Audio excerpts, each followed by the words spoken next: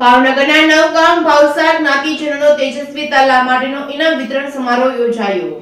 ભાવનગરના નવગામ ભાવસાર જ્ઞાતિ દ્વારા શૈક્ષણિક ક્ષેત્રમાં સિદ્ધિ પ્રાપ્ત કરેલ તેજસ્વી તાલાઓનો સન્માન માટેનો ભવ્ય કાર્યક્રમ શહેરની શિશુ વિહાર સંસ્થા ખાતે યોજાયો હતો।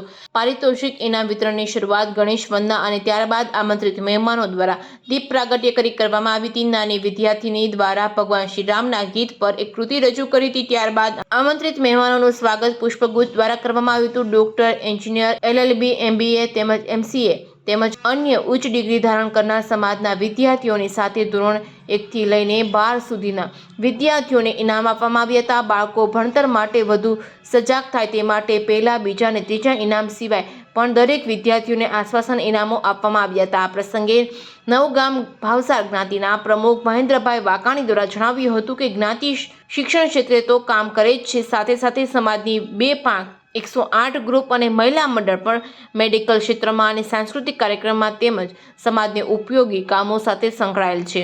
Reporting by Hiren Bhayani, Bhavnagar.